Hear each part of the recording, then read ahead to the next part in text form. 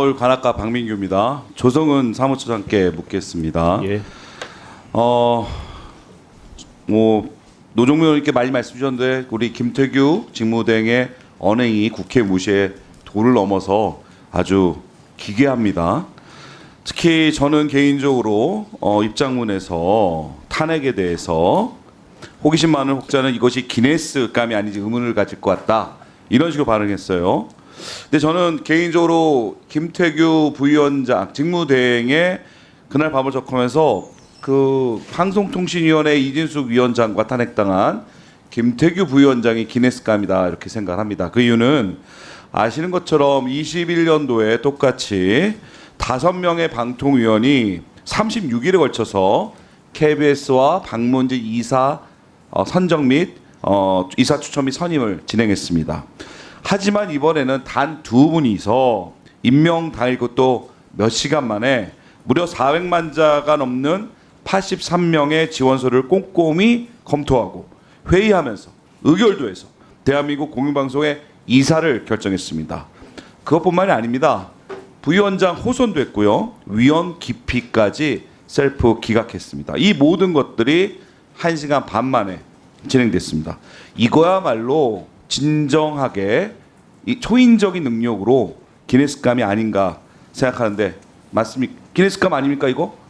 83명의 인선을 1시간 반 만에 진행했어요. 어떻게 생각하세요, 소장님? 거기에 대해서 제가 뭐 특별히 드릴 말씀이 없습니다. 네. 그 이진숙 위원장은 탄핵 이후에 헌법재판소 탄핵 심판이 성실에 임해서 방통위 하루빨리 정상화될 수 있도록 최선을 다하겠다, 이렇게 얘기했는데 언제 나올지도 모를 헌재 판결까지 방통위 업무를 마비시키겠다는 것은 아랑곳하지 않고 그냥 버티겠다고 하는 것 같은데, 탄핵으로 이진숙 위원장의 직무가 정지되어도 위원장 월급 고스란히 나오는 거 맞습니까? 뭐 일부 수당 빼고는 나오는 걸로 알고 있습니다. 혹시 방통위원장 연봉 대충 얼마 정도인지 알고 계십니까? 자, 정확히는 잘 장관급입니까? 제가 본 의원이 인사혁신처에 문의해 보니 연봉은 1억 4,533만 원이고 탄핵 소추로 직무가 정지되어도 보수는 뭐 일부 수당을 제외하고 전액 지급된다고 답변받았습니다. 방송통신위원회 운영은 마비되고 우리나라 방송통신 산업 전반에 있어서 큰 불행을 끼친 탄핵을 유발한 이진숙 위원장은 개인적으로는 별다른 큰 문제가 없어 보입니다. 이진숙 위원장은 임명 당시부터 인사청문회를 통해서 최소한의 자격조차 없음이 드러났던 위원장입니다. 또한 불법적 이인체계에서 그토록 윤석열 정부 바라는 박문진 이사 선임과 KBS 이사 추천을 강행했습니다. 이제는 방송미디어 산업에 대한 전문성과 중립성을 갖춘 인사를 윤석열 정부가 새롭게 임명해서 이진숙 위원장 사퇴하고 그래야지만 방송통신위가 정상화될 거라 생각하는데 의견 있으십니까? 드릴 말씀이 없습니다. 제가 그 방송통신위원회가 아까 뭐 어떤 과장님의 이름으로 여당에게 탄원의 내용의 문구를 전달했다고 들었습니다. 전 제가 보기에는 탄원을 발송해야 될 대상지는 국회 국민의힘이 아니고 사실은 대통령실입니다. 용산. 왜 그러냐면 우리 김영관 국장님, 통신위원회 처음에 설립 그 시점부터 근무하셨죠? 네, 그 이전부터 공무원 생활을 하고 있었고요. 하지만 제 말은 방송통신위원회가 설립되자마자 네. 그동안 방송통신위원회가 2008년도 설립돼서 지금까지 한 16년, 15년 지나왔는데 혹시 부위원장님 총 몇 분인지 알고 계십니까? 김태규 직무대행 포함해서 13분입니다. 13분. 그 중에서 윤석열 정부가 임명해서 방통위원으로 호선으로 결정된 분은 12번째 이상인 부위원장, 13번째 김태규 부위원장입니다. 이 두 분의 공통점은 판사입니다. 방송통신위원회 업무에 전혀 전문성도 없고 그저 대통령실이 시키는 오도에 맞다는 그런 부위원장을 본 의원은 생각합니다. 그 전에 11분의 의원을 쭉 부위원장을 보니까요.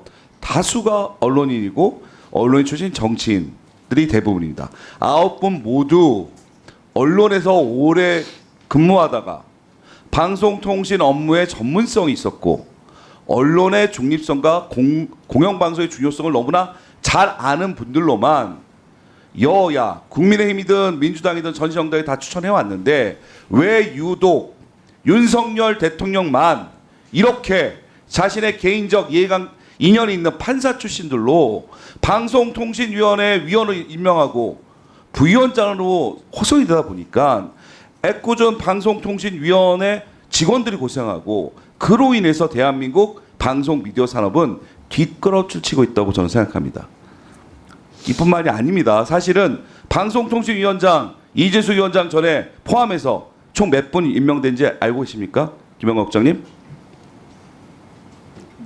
지금 이 6기니까 6분 플러스 한 2분, 2분 정도. 9분입니다. 직무대행까지 포함하면 9분인데 그 전에 방송통신위원장 했던 분들은 대부분 언론 출신, 언론 출신 정치인 또는 국회에 관련된 전문성을 갖고 있는 분들이나 언론학자 하셨는데 유독 윤석열 정부만 이동관 위원장, 김홍일 위원장, 이진숙 위원장 이런 분들 무자격자들만 취임을 시키는 겁니다. 이동관 의원 다 알다시피 이명박 정부 때 공영방송 장악하려고 수많은 불법적 시도들이 다 재판을 통해 드러났던 문제적 분이셨고 김홍일 위원장이야말로 그 전에 있던 방송통신위원장을 국민권익위원장으로서 여러 가지 조사를 통해 가지고 문제 있게 날려보내고 그 자리를 차지한 분이시고 이분 또한 검사 출신으로 방송통신의 전문성이 없습니다. 이준석 위원장이야 인사청문 통해 다 드러났으니까 이런 무자격자들을 임명시킨 용산 대통령실이 방송통신위원회의 탄원서를 수령받아야 될 곳이라고 생각하는데 거기에 대해서 한번 고민해 보시겠습니까?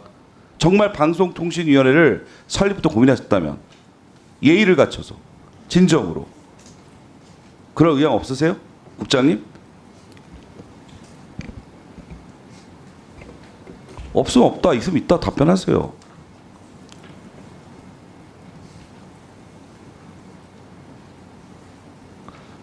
저희 질의가 안 들리십니까? 아니 잘 들립니다. 근데 왜 답변 안 하십니까? 답변을 드리기가 어려워서.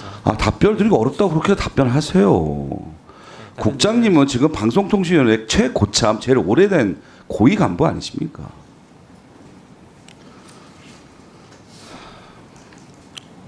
우리 참고인 나오신 박선아 이사님 혹시 마이크 자리 나오셔도 됩니다. 네.